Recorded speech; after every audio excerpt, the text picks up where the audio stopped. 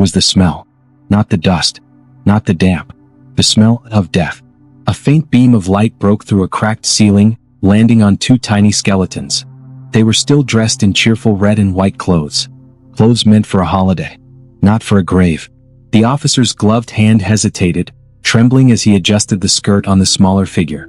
In the corner, a child's sandal lay overturned, its once white straps now the color of ash. If you are new to this channel, don't forget to hit the subscribe button, like this video, and tell us where you're watching from. 6 months earlier, Daniel and Emily Parker had stepped off a flight at an international airport in Africa. Their parents, California residents, were all smiles. This was supposed to be magical. Wildlife tours, cultural adventures, sunny days they would remember forever. But by the third day, the dream was over. That morning, the children were dressed in African school attire, bright, patterned uniforms they had begged to try.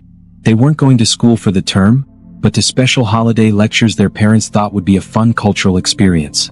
They never made it. The Parker family lived in a modest 2-story home on a quiet cul-de-sac in suburban California.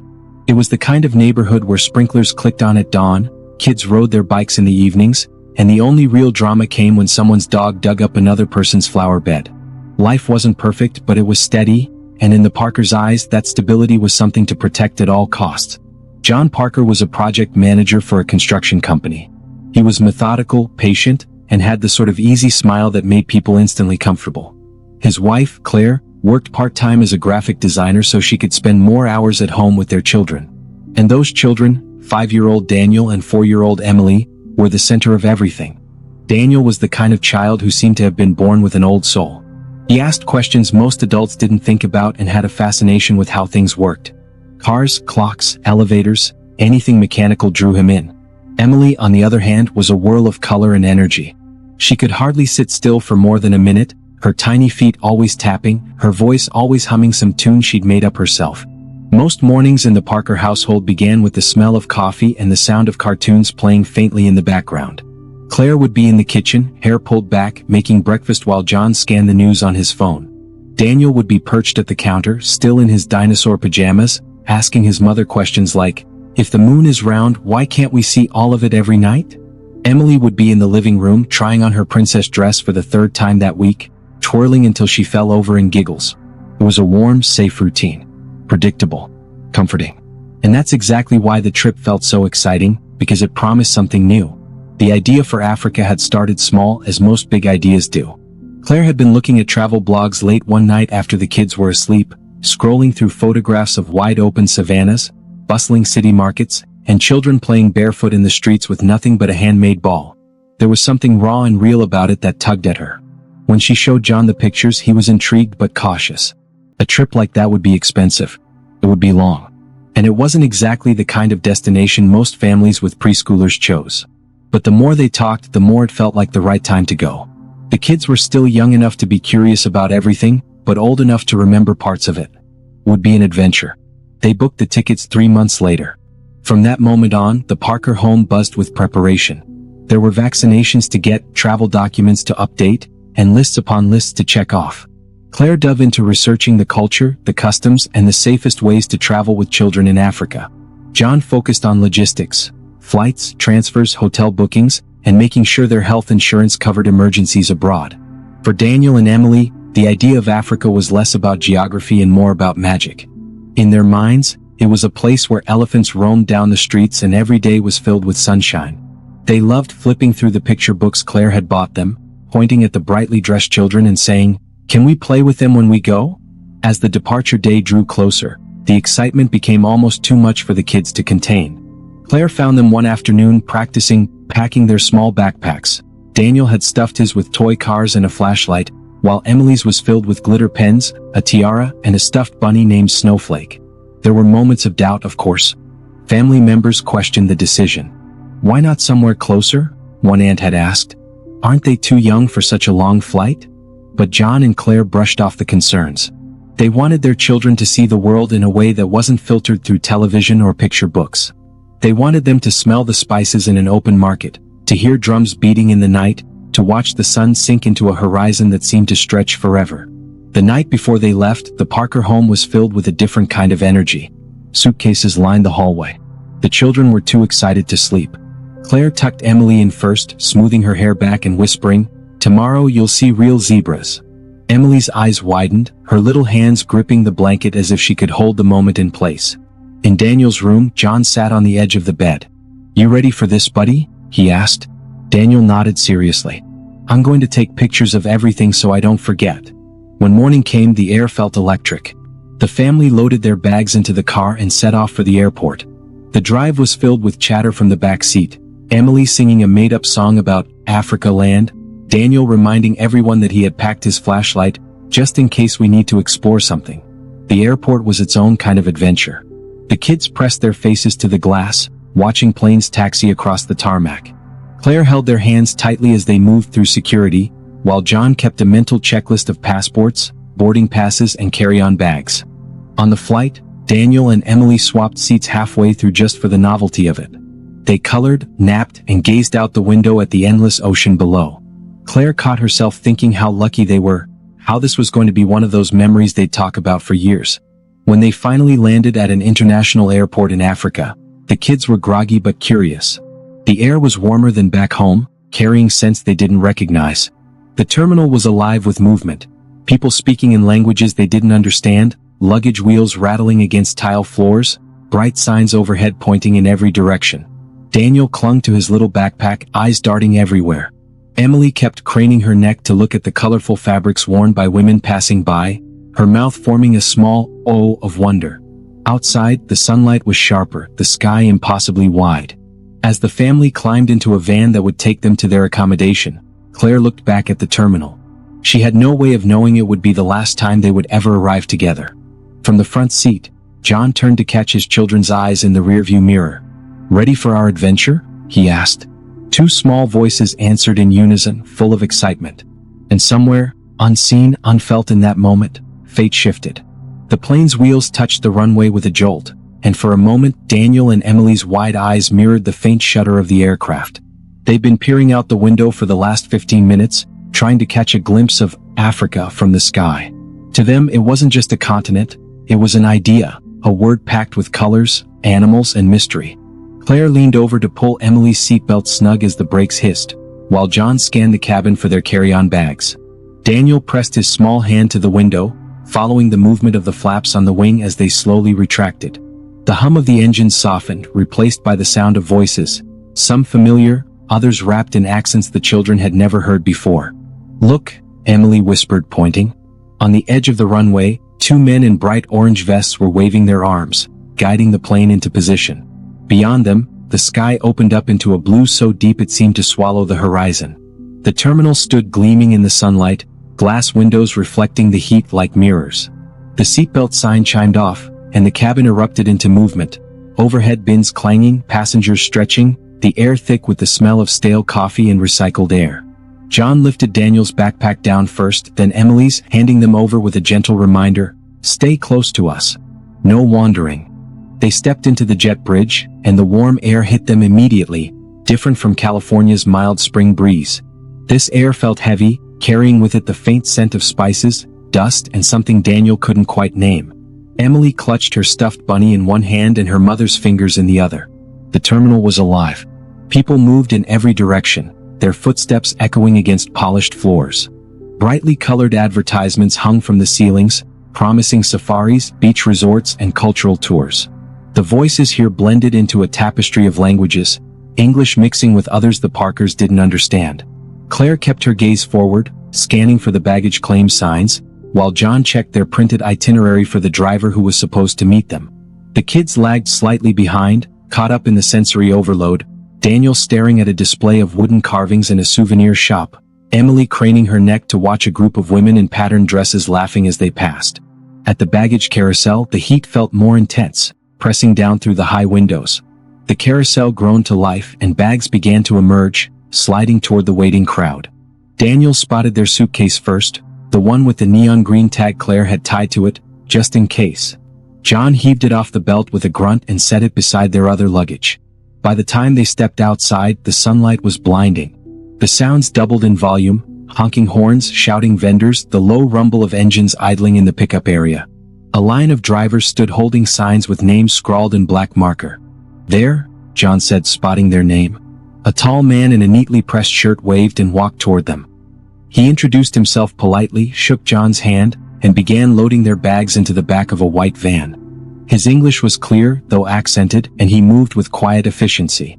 As the van pulled away from the airport, Emily pressed her face against the glass, watching the scenery roll by. It was unlike anything she'd seen. Buildings painted in bold blues and yellows, roadside stalls piled high with fruit, children in school uniforms walking in clusters along the dusty shoulder of the road. "Why do their uniforms look different?" she asked. Claire smiled. "Every country has its own style for schools.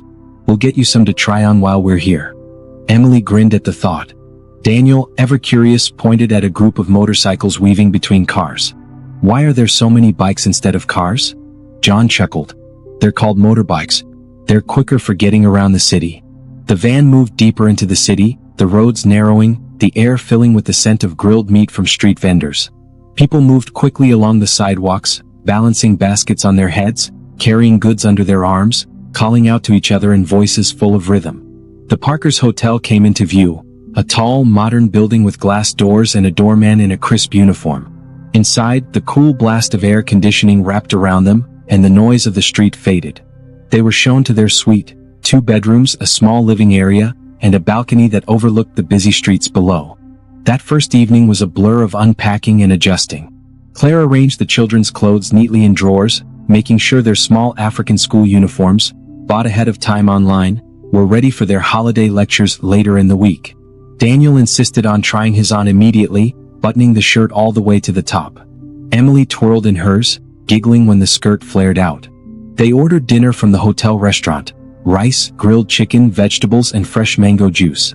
Emily scrunched her nose at the spicy sauce, while Daniel quietly ate everything, declaring it better than pizza. After the children were asleep, John and Claire stood on the balcony, looking down at the city lights.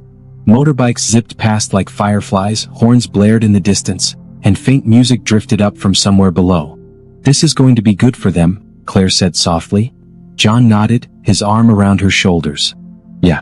It's the kind of thing they'll remember forever." Neither of them knew how true that would be. The city was already awake when the Parkers rose. From their balcony, the world below seemed alive with motion. Streets swelling with people, shopkeepers unlocking metal gates, the smell of baking bread drifting upward with the warm breeze. Daniel was the first to stir, padding into his parents' room with his hair sticking up at odd angles. He pressed his small hands against the balcony glass, squinting at the chaos below. "It's so noisy already," he whispered as though afraid the city might hear him. Emily followed soon after, dragging her stuffed bunny, still in the thin nightgown she'd worn on the flight. She climbed onto the bed beside Claire, curling into her mother's side while rubbing her eyes. "Today," John announced, "we start our adventure." Breakfast was served downstairs in the hotel's dining area. Fresh fruit glistening under the morning light, pastries still warm, eggs cooked in ways the children had never seen before. Daniel discovered a sweet, fried bread dusted with sugar, while Emily kept reaching for slices of juicy pineapple. The chatter of other guests filled the air, blending with the distant sounds of traffic. After breakfast, they went back upstairs to get dressed for the day. Claire laid out their new African school uniforms, freshly pressed from the night before. The deep, earthy tones of the fabric seemed to hold a history all their own. Something rooted, something ancient. Daniel buttoned his shirt slowly, each click of the button slipping through the hole with small, deliberate motions. Emily's skirt swished around her knees as she spun in front of the mirror, her laughter echoing in the room. John crouched to take a photo of them both, the morning sun casting a golden outline around their silhouettes. "You two look perfect," he said, snapping another picture. The plan was simple: a quick walk to the local shop for supplies, then a short drive to the cultural center where the children would attend their holiday lectures later in the week. But even the most ordinary plans can hold invisible cracks. The walk began lighthearted, Claire holding Emily's hand, John guiding Daniel along the narrow sidewalk. Street vendors called out in friendly tones, offering roasted corn, carved trinkets, or bottles of water chilled in coolers. The air smelled of dust and cooking oil, the sounds of life swelling from every corner. At the shop, they picked up notebooks, pencils, and a few snacks for the children. Emily insisted on a small tin of cookies with a bright red lid, while Daniel was fascinated by a packet of candy he'd never seen before. It should have been nothing more than a pleasant errand. But sometimes danger doesn't announce itself, It lingers, watching, waiting. On their way back to the hotel, Claire noticed a man leaning against a wall near a small alleyway. He wasn't doing anything overt, just standing there watching the street with half-lidded eyes. His gaze followed them as they passed. She told herself it was nothing.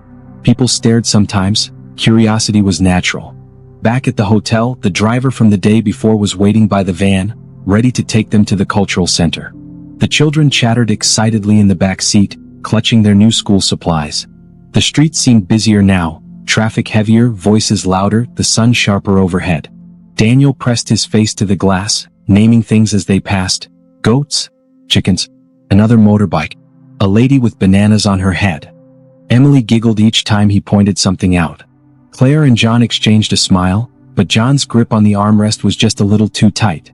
The driver took a route that wove through side streets, avoiding the main road clogged with traffic. Narrower roads meant slower movement, and fewer people around. At one turn, the laughter in the van faltered. A small group of men stood clustered near the side of the road. The driver slowed slightly, glancing in the rearview mirror. Daniel noticed first. "Why are they looking at us?" he asked. John turned his head casually, his voice calm. "Just curious. Nothing to worry about." The van rolled past them, but the feeling lingered, a strange heaviness, like a shadow stretching longer than it should in midday sun. By the time they arrived at the cultural center, the tension had faded back into the background. The building itself was bright and welcoming, with open courtyards and colorful murals covering the walls. Inside, the sound of drums and singing carried through the air, blending with the chatter of children already gathered in the open hall. Daniel and Emily's faces lit up at the sight. They were shown their classroom for the holiday lectures, their names written neatly on a list pinned outside the door. They met a smiling instructor who greeted them warmly, shaking their hands and offering sweets. Everything felt safe again. At least for now. The day at the cultural center should have ended like any other. Smiles, photographs, and the lazy drive back to the hotel. But as the Parkers stepped outside, the afternoon sun felt harsher, more blinding than before. It was the kind of light that makes you squint, that makes shapes in the distance blur just enough to hide their edges. John guided Daniel and Emily toward the waiting van while Claire lingered a moment, thanking the instructor. She caught sight of movement at the far end of the street, a figure leaning against a post, head tilted ever so slightly. It was nothing unusual, except for the fact that she'd seen the same posture, the same slouch, earlier that morning near the alley.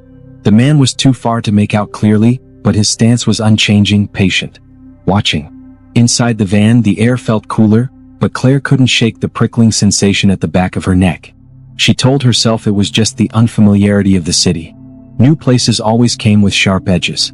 The driver started the engine, pulling into the street. Daniel pressed his face to the window again, but his voice was quieter now, his commentary absent. Emily clutched her stuffed bunny in her lap, a habit she had when she was tired or uneasy. As they turned down one of the narrower streets, Claire caught sight of a motorbike in the side mirror. It was following at a measured distance, its rider wearing a dark helmet despite the heat. Each turn the van made, the motorbike made too. John noticed as well. "Probably nothing," he muttered under his breath, but the words felt thin. The driver didn't say a word. The streets here were less crowded, and the noise of the market had faded into the distance. Buildings loomed closer, casting deep shadows across the road. Somewhere, a dog barked sharply, the sound echoing off concrete walls. Then the motorbike accelerated, pulling closer before slowing again. It never passed them. Never fell behind.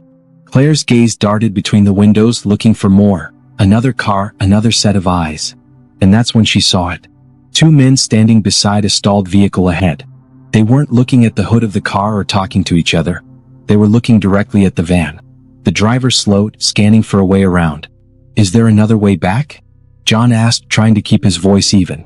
The driver hesitated, then turned abruptly down a side lane, a narrow strip of asphalt lined with tall, cracked walls. The motorbike followed. Claire reached for her phone in her bag, but before she could unlock it, Daniel leaned forward from the back seat. "Mom," he whispered, "that's the same man from before." The van emerged onto a busier street and the moment broke.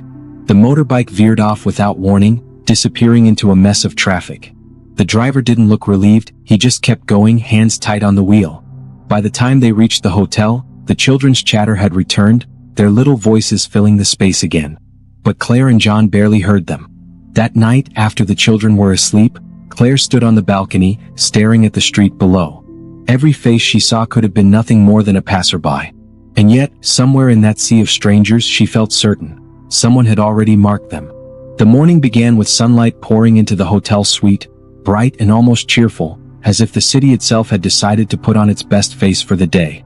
Claire Parker stood by the window, brushing Emily's hair into neat pigtails while Daniel, always restless, tugged impatiently at the collar of his shirt. Both children were dressed in bright African school uniforms, red and white patterns that seemed to glow in the morning light. The sight was almost disarming in its innocence. The holiday lectures weren't part of any formal school term. They were more of a cultural immersion activity. John had signed them up so the kids could meet local children, learn a few songs, maybe even try their hand at some traditional crafts. The lobby smelled faintly of fresh coffee as the Parkers stepped out, the two children bouncing ahead toward the waiting van. They were so small.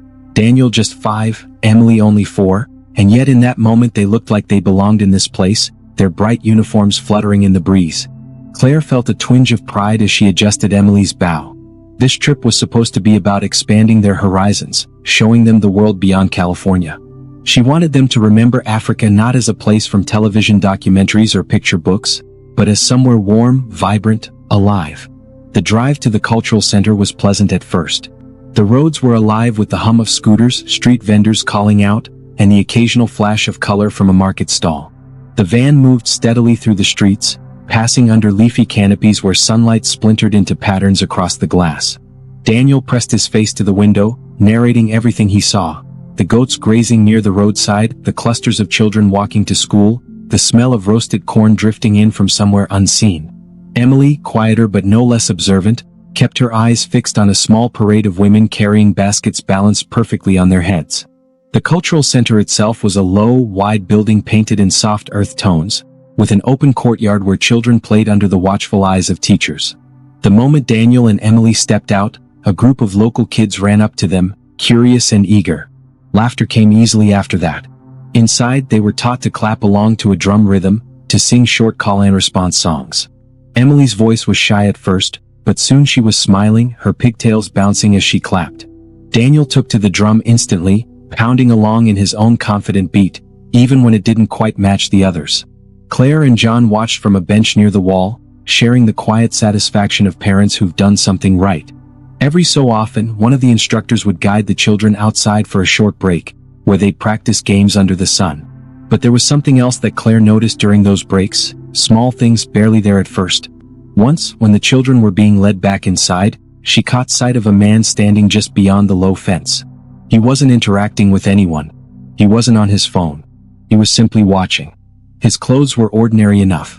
Light shirt, dark trousers, but his gaze didn't waver. Later, she spotted a different man, taller, with a cap pulled low, lingering near the entrance. He left after a minute, walking away without speaking to anyone. She told herself it was nothing.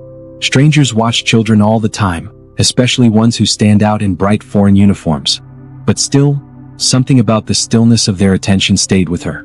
By the end of the lectures, Daniel and Emily were flushed with excitement, their hands full of paper crafts and small beaded bracelets gifted by their new friends. The instructors waved goodbye warmly, promising to welcome them again the next day. The sun was starting to sink lower, the golden light deepening into a richer hue. As they stepped out toward the van, Claire felt that familiar prickle again, the one she'd felt in the market 2 days before. It was nothing.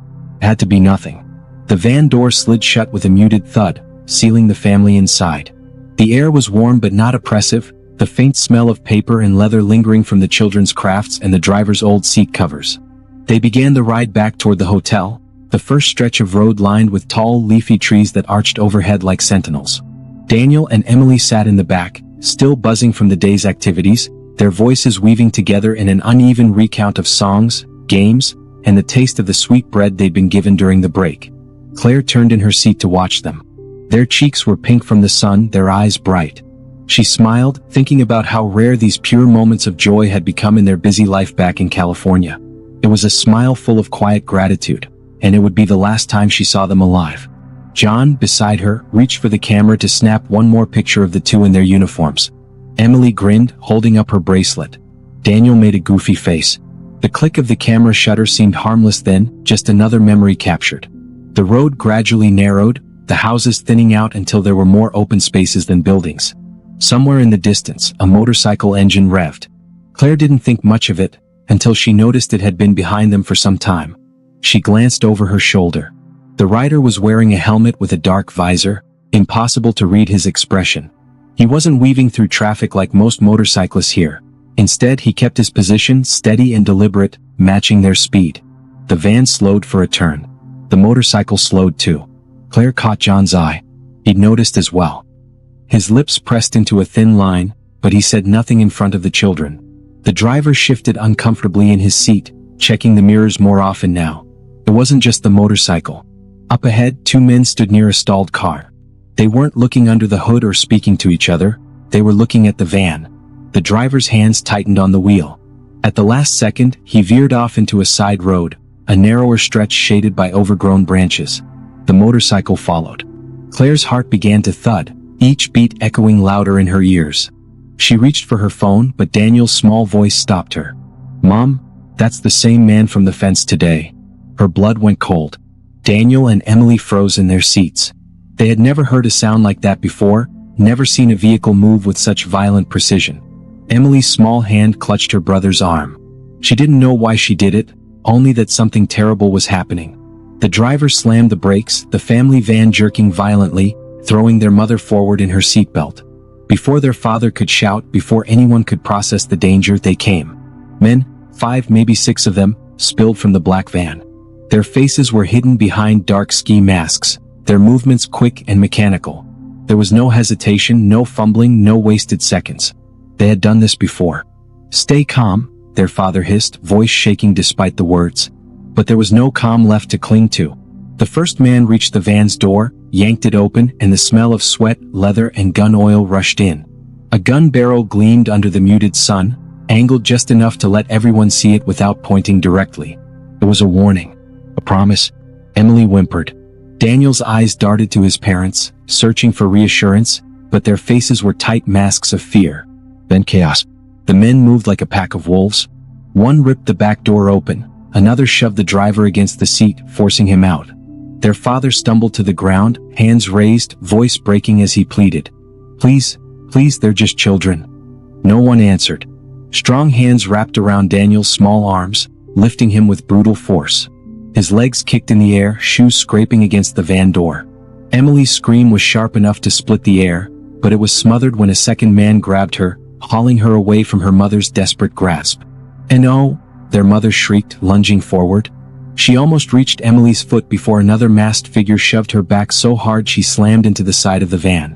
The children's eyes locked on their parents one last time. Panic, confusion, disbelief, all flashing across two innocent faces. Then they were gone, swallowed by the black van's shadowed interior. The sliding door slammed shut. The engine roared to life. It didn't matter that their father ran after it, barefoot on the burning road.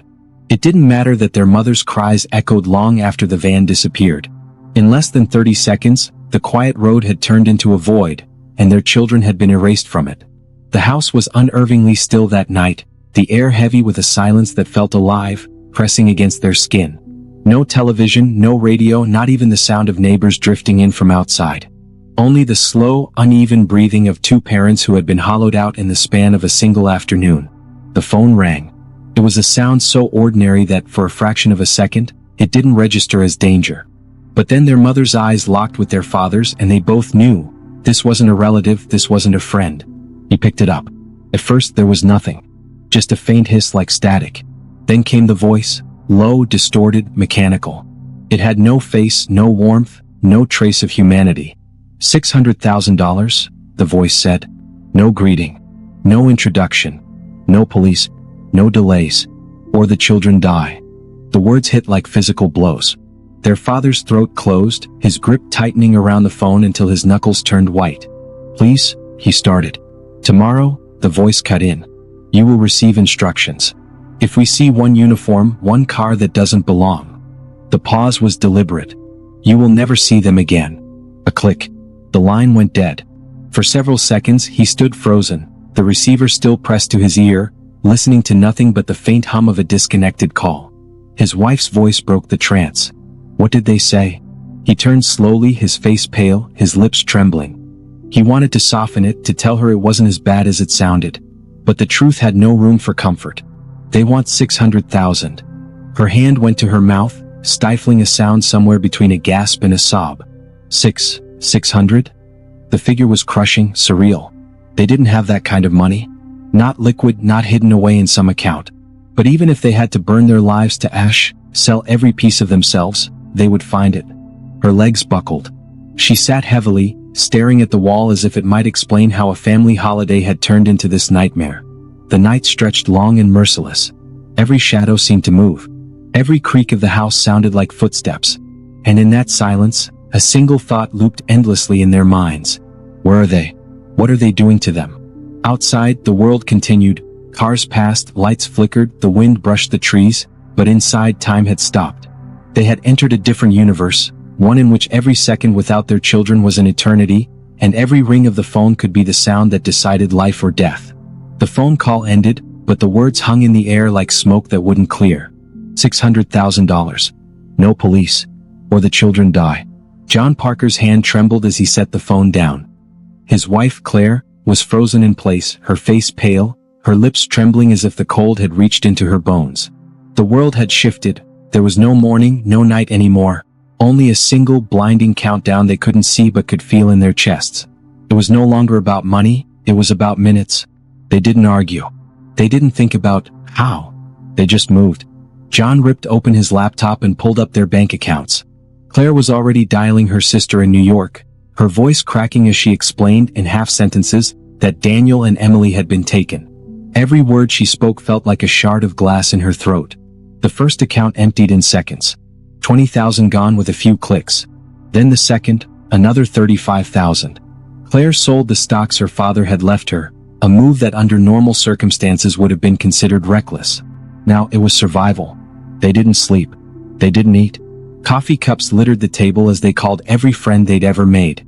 Some sent a few $100s. Others wired thousands without asking questions. Every, "I'm sorry I can't help more," landed like a punch to the gut. The clock inside their minds kept ticking. On the third day, John sat at the edge of the bed with his head in his hands. They were halfway there. Halfway. The other half felt like climbing a cliff with their fingers bleeding. He thought about calling the police, but the kidnapper's warning echoed in his mind. No police. No delays. Claire sold her wedding ring. The diamond she had once admired under the California sun now sat on a pawnshop counter under flickering fluorescent lights. The man behind the counter didn't ask questions. He just slid the cash across the glass. The family's van was next. John drove it to a used car lot and sold it for barely half its worth. He walked away with a wad of bills that felt both heavy and useless in his hand. By the fifth day, they were down to asking strangers for help. Claire posted online, vague but desperate. An old college friend she hadn't spoken to in 15 years wired $5,000. A retired neighbor sold his antique watch just to pitch in. Humanity flickered in the darkness, but the fear never left. Every night, John and Claire stared at the phone, waiting for it to ring again. Every vibration, every buzz sent a jolt through their bodies. On the sixth night, they had it, $600,000 bundled and ready. But there was no relief, no exhale. Because now they had to give it away and pray it bought something that couldn't be priced. Their children's lives. The instructions came by phone, the voice the same, distorted, cold, calculated. The place was a deserted industrial site miles from the city. No one was to follow. No tracking devices. No tricks. The Parkers dressed in dark clothes, the kind that wouldn't draw attention. The bundles of cash were stuffed into a plain black duffel bag. John zipped it shut slowly as though he was locking away a piece of himself. They left their borrowed car parked 2 blocks away and walked the rest of the distance. The night air was heavy, humid, pressing against their skin. Claire clutched John's arms so tightly her nails dug into his flesh. The industrial site loomed ahead. Rusting metal skeletons of old warehouses, shattered windows, the smell of oil and decay hanging in the air. Somewhere in the distance, a metal sheet banged in the wind, echoing like a slow, rhythmic drum. John spotted movement, 2 figures in black, faces hidden behind masks. They stood in the shadows, unmoving, like statues carved from the night. "Stop," one of them ordered. The voice was deep, mechanical, almost inhuman. John placed the duffel bag on the cracked concrete. "It's all there," he said, his voice raw.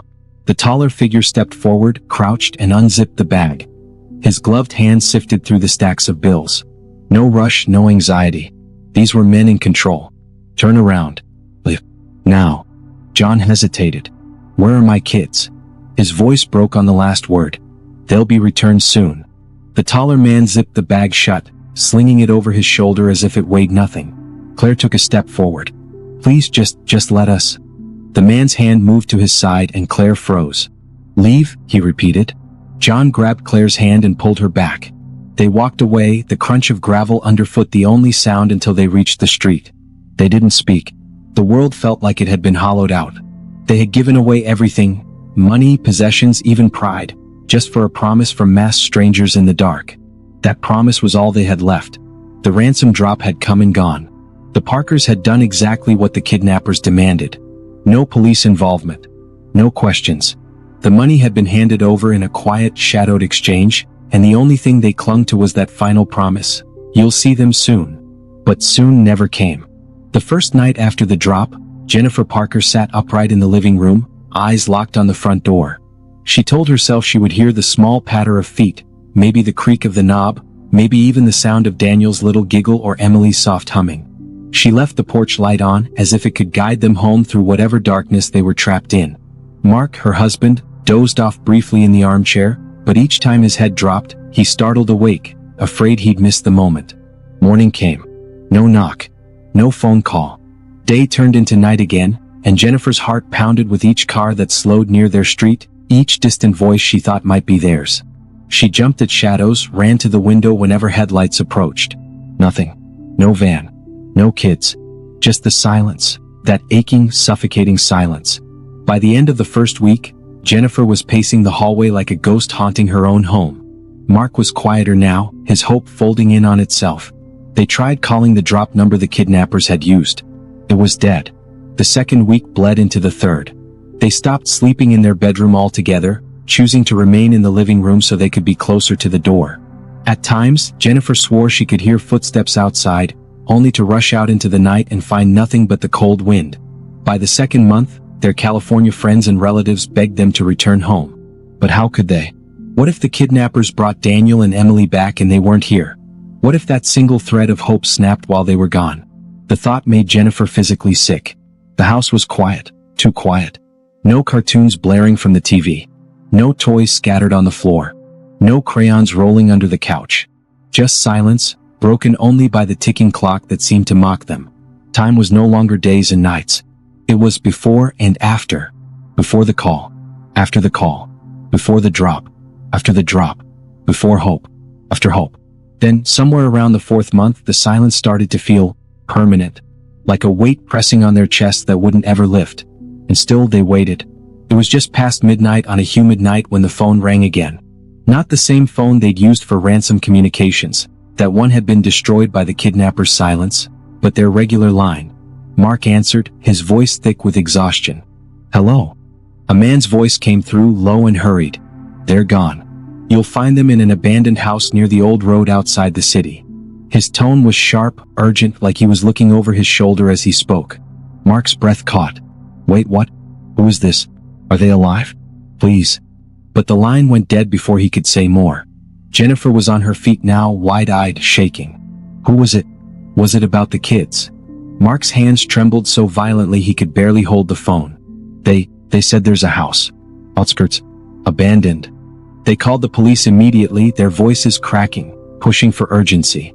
The officers didn't say much. They never did, but Mark could hear a different tone this time, a tightening of attention. Within hours, unmarked vehicles rolled into the neighborhood. 2 officers stepped inside, asking the Parkers to stay behind. They refused. Jennifer insisted on following. If they're there, I need to be there, she pleaded. The police wouldn't promise anything. They simply told her to prepare for any outcome. She didn't want to think about what that meant. In the van ride out, the city lights faded behind them, replaced by long stretches of unlit road. The deeper they went, the heavier the air seemed to grow, until every breath felt like it was pulling in dread. The driver finally slowed. Ahead, faint in the moonlight, sat a house slouched against the earth like it had been abandoned decades ago. The structure was a skeleton of what it once was. Windows shattered, shards of glass clinging to their frames like jagged teeth. Weeds coiled up the cracked walls. The wooden door leaned crookedly, hanging on by a single rusted hinge.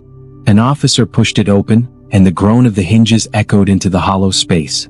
Dust drifted in the beam of their flashlights, and the smell hit next, a mixture of mildew, decay, and something else, something worse. Jennifer stood in the doorway, her heart pounding so hard she felt dizzy. She scanned the floor, her breath catching when she saw it, 2 sets of small footprints side by side pressed into the dust. They were fresh enough to still be clear, but light, like they'd been made by children. Her voice trembled. "That's them. Those are my babies." The officers didn't answer. They moved slowly, their flashlights cutting across the debris. Every corner seemed to stretch into shadow, every doorway opening into darker emptiness. Somewhere in the back, something creaked. They followed the footprints deeper into the house.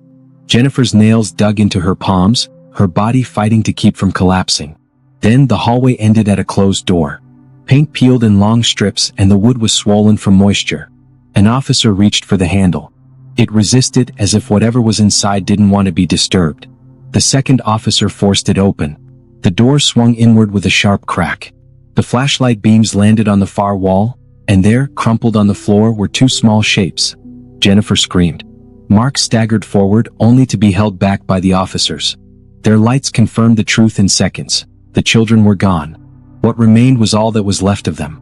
The silence that followed was worse than any scream. The air felt thick, unmoving. Outside, the night stretched on, indifferent to the nightmare that had unfolded within those walls. The officers exchanged uneasy glances, their footsteps crunching over broken glass as they moved deeper inside. The smell of damp and decay clung to everything, wrapping around them like a suffocating shroud. Detective Rowe's flashlight beam cut through the darkness, revealing peeling wallpaper and sagging ceilings. The only sound was the distant creak of the floorboards under their weight, each groan of wood sounding like the house itself was resisting their intrusion. At first there was nothing. Just years of abandonment, dust, and shadows stretching across the walls. But then, Rowe noticed something. In the thick dust carpeting the floor, there were patterns, trails where the dust had been disturbed, faint outlines of tiny footprints. 2 sets, small, fragile, leading into the deepest part of the house. "Over here," he whispered, motioning for the others to follow. His voice seemed to vanish into the oppressive silence. They followed the prints down a narrow hallway where the air grew colder, heavier. The walls here were stained with dampness, the smell turning metallic, like rust or blood. Then they reached it, the room. The door hung loosely on its hinges, squealing as Rowe pushed it open. A shaft of dying sunlight filtered in through a crack in the boarded window, illuminating the center of the floor. And there, under a blanket of stillness that felt almost sacred, lay 2 small forms. Skeletons. Side by side. The bones were delicate, almost weightless, still clothed in what remained of bright African school uniforms, red and white patterns faded and tattered by time.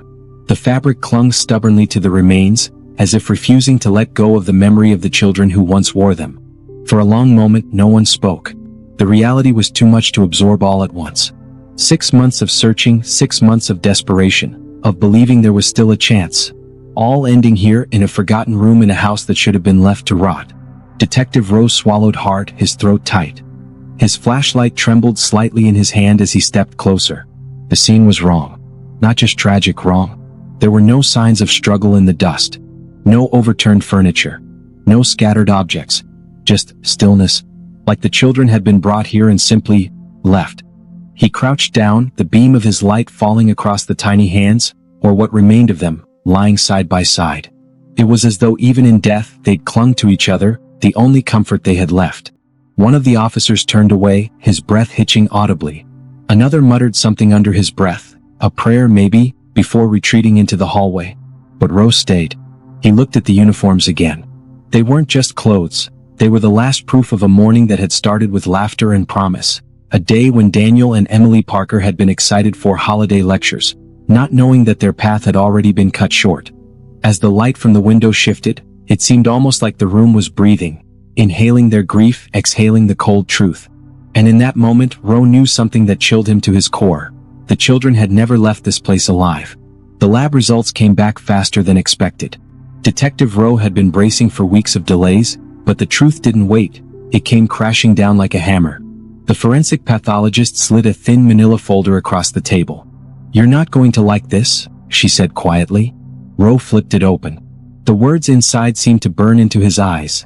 Estimated time of death, 48 to 72 hours after abduction. He read it twice. The numbers didn't change. He closed the folder slowly, his jaw tightening. All the months of searching, the ransom drop, the endless waiting by the Parkers. It had all been a cruel illusion. The children had been gone almost immediately. They took the money anyway, Roe said flatly, his voice without emotion. Yes, the pathologist replied. They knew they weren't giving them back. It wasn't rage that hit him first, it was nausea.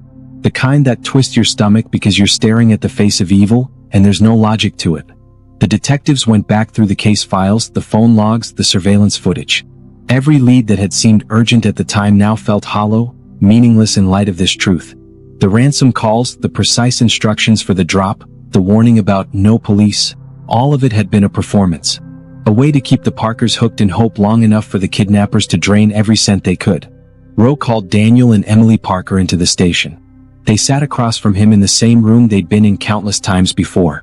Daniel's hands were clenched together on the table, his knuckles white.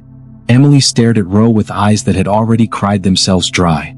You found them, Daniel said, his voice thin, shaky. Roe hesitated. This was the moment he dreaded. Yes, we did. Emily's breath caught. Alive? She asked, almost in a whisper, though her tone suggested she already knew the answer. Roe shook his head slowly. He explained what they had found. How the children had been discovered in that abandoned house. How the uniforms they wore were the same from the morning they vanished. How the evidence showed they had never been moved again. Emily's hand went to her mouth, and for a moment she made no sound at all. Just a strangled gasp that seemed to steal all the air from the room. Daniel looked down at the table, his shoulders trembling, and then his fist came down hard. The sharp crack echoed in the small space. They were dead the whole time? He demanded, his voice breaking halfway through. Yes, Rose said quietly. I'm sorry. They likely died within days of the abduction. Emily shook her head slowly. The money, she whispered. We gave them everything we had. Roe nodded. They never intended to give them back. It was like watching a light die. Whatever fragile thread had been keeping the Parkers upright for the last 6 months, hope had been cut clean through. Roe left them alone for a few minutes, but even from the hallway he could hear Emily's sobs and Daniel's low, furious muttering. He leaned against the wall, closing his eyes. Cases like this didn't just get under your skin, they lived there. That night, he sat at his desk long after everyone else had gone home, going over the files again. But now every word, every photograph, every witness statement felt different. It was no longer the story of a rescue attempt. It was the autopsy of a deception. The truth was colder than the room they'd found the children in. And now that they had it, Roe knew the next chapter would be harder still, because finding the perpetrators meant chasing shadows that had been fading for half a year. The hunt began again, but this time it wasn't for the children. It was for the people who had taken them. In the weeks that followed the discovery, the police interviewed everyone again. Old suspects, former witnesses, even people who had been cleared months ago. They went door to door in the neighborhood where the abandoned house stood. Nothing. No one had seen anything. Or at least that's what they said. The locals claimed the house had been empty for years. Kids would dare each other to run up and touch the front door, but no one went inside. Too creepy. Too dangerous. And now, too infamous. Anonymous tips still came in, but they were more like whispers than leads. Vague sightings of suspicious vans, rumors of strangers asking about children, half-heard conversations in bars. All of them dissolved under scrutiny. Roe and his team pulled security footage from the area, but the trail was cold. 6 months of time had erased faces, blurred memories, overwritten tapes. The ransom money had been marked before the drop, but by the time the trail was followed, the bills had been scattered, withdrawn from ATMs, cashed at small shops, passed hand to hand in markets. It was like chasing smoke. And there was another problem. Fear. It was in the way people's eyes shifted when Roe mentioned the case. In the tight-lipped responses. In the way certain doors stayed shut longer than usual when police knocked. Someone knew something, but they were more afraid of the kidnappers than they were willing to help the police. Months dragged on. The news moved on to other stories. The Parkers retreated into their home, curtains drawn, avoiding cameras and questions. Roe kept the case file on his desk even as newer cases piled up. He'd flip it open late at night, staring at the photographs of Daniel and Emily's smiling children. 2 lives frozen in school uniforms, forever the same age, forever waiting for a return that would never come. Some nights, he imagined the faces of the men behind the masks, in the van, in the ransom calls, in the shadows of that ruined house. He imagined them laughing with each other, counting money, knowing they'd gotten away with it. It made his hands clench every time. Eventually, the case was officially moved to cold. The team was reassigned. Rowe was told to focus on active investigations. But for him, it never ended. The perpetrators had simply vanished, melted into the streets, into the underworld, into the places law enforcement couldn't reach without someone on the inside talking. And no one was talking. Like the sound of the children's laughter, like the life they'd been meant to have, the trail disappeared into nothing. The shadows had swallowed them whole. And the worst part was, those shadows were still out there, walking in daylight, unnoticed by everyone but the ones they had destroyed. The house in California was silent now, too silent. Not the kind of quiet that comes with peace, but the kind that feels heavy, suffocating, as if the walls themselves were holding their breath. Outside, the sun was setting, spilling golden light across the quiet suburban street. Inside, that light slipped through the blinds and fell across two doors at the end of the hallway. Daniel's room on the left, Emily's on the right. No one had gone in for months. Not really. The doors stayed closed most of the time, except for those rare nights when the grief became unbearable and one of the parents would find themselves standing there, hand trembling over the knob, wondering if they were strong enough to look inside. Daniel's room smelled faintly of the lemon-scented cleaner his mother had always used, mixed with something older, something that felt like memory. His bed was still made, the blue comforter tucked in with military precision, just as she had done the morning they left for the airport all those months ago. His favorite toy car sat in the center of the pillow, waiting for small hands that would never pick it up again. Across the hall, Emily's room was a softer place, pink and white, with shelves lined with dolls and a tiny desk covered in crayons, a coloring book still lying open to the last page she had worked on. A smiling cartoon sun looked out from the half-finished drawing, its rays incomplete as if frozen in time. Every object in those rooms was a reminder, not just of who Daniel and Emily were, but of who they were supposed to become. The unopened birthday gifts stacked in Emily's closet. The soccer cleats Daniel had begged for and never got to wear. The little notes they had drawn for their parents, "I love you, Mommy," and "You are the best dad ever," still taped to the refrigerator door in the kitchen. At first, the Parkers thought they would need to pack everything away, to hide the reminders before the grief consumed them. But when they tried, something in them froze. Packing up the toys felt like burying the children all over again. And so, the room stayed exactly the same. The neighbors didn't know what to say anymore. At the beginning, there had been casseroles and flowers, whispered prayers at the front door, and awkward hugs that lasted too long. But as time passed and the case faded from the news, the visits stopped. Life went on for everyone else. For the Parkers, time simply broke. Some nights, they left the hallway light on, casting a dim glow under Daniel's and Emily's doors.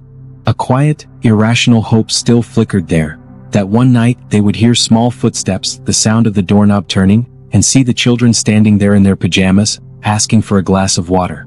It was an impossible dream, but in the depths of grief, even impossible dreams can feel like lifelines. The ransom money was gone. The investigation had ended. The kidnappers were ghosts, names without faces, shadows without form. All that was left were these rooms, frozen in the moment before everything went wrong. Mrs. Parker sometimes sat on the edge of Emily's bed at night, holding one of her daughter's dresses in her hands. She would run her fingers over the fabric, tracing the little embroidered flowers, and wonder if Emily had been cold in her final moments. Whether Daniel had been scared. Whether they had cried for her. Mr. Parker couldn't bring himself to sit in Daniel's room for more than a few minutes. He would stand in the doorway, his hands shoved deep into his pockets, his eyes fixed on the posters of race cars covering the walls. Every time he saw them, he remembered the way Daniel used to sit cross-legged on the floor, pushing toy cars around while making engine noises. He remembered how Daniel had told him he wanted to be a race car driver when he grew up. And then he would turn away because thinking about the future that had been stolen was a kind of pain he couldn't survive for long. The house itself seemed to echo with what was missing. Laughter used to bounce off the walls. Tiny feet used to pound down the hallway. Mornings used to be chaos. Cereal spilling, backpacks forgotten, last-minute hugs before rushing out the door. Now mornings were silent. Evenings were heavier. And nights were unbearable. Holidays were the worst. Birthdays came and went without candles or cake. Christmas morning arrived with no wrapping paper on the floor, no squeals of delight, no little voices asking to open, just one more gift. The Parkers still put up the tree, but it stood in the corner like a ghost of happier times, its lights twinkling for no one. Friends told them they needed to find closure. Therapists said grief had stages. But the truth was there was no closure and there were no neat stages. There was just the weight of what was gone and the rooms that still waited for footsteps that would never come. Sometimes, late at night, when the wind rattled the windows and the house creaked, Mrs. Parker would imagine she heard them. Daniel's giggle, Emily's soft voice calling for her. She would walk to the end of the hallway, stand between their doors and listen. But it was always just the wind. They had brought the children back from Africa in small coffins, but their souls, those felt trapped somewhere between memory and eternity. The Parkers lived with the haunting knowledge that their last moments were filled with fear, that the promises made by the kidnappers were lies, and that the ransom they had given so desperately had bought them nothing but silence. The rooms stood as shrines now, time capsules, each detail preserved, not because they couldn't let go but because letting go felt like erasing them. And the one thing they feared more than the grief was the idea of forgetting. Years from now the house might change. New paint, new furniture, new lives trying to grow in the cracks left by tragedy. But for now, and perhaps forever, those 2 rooms at the end of the hall would remain untouched, waiting for children who would never come home. And so the house stayed quiet. The light in the hallway stayed on. And the doors to Daniel's and Emily's rooms stayed closed, holding inside them a love so deep it could never fade, and a loss so vast it could never heal. Daniel Parker, 5 years old. Emily Parker, 4. They left for holiday lectures in Africa, and never came home. Their parents paid the ransom. They followed every rule. And still, they buried their children 6 months later.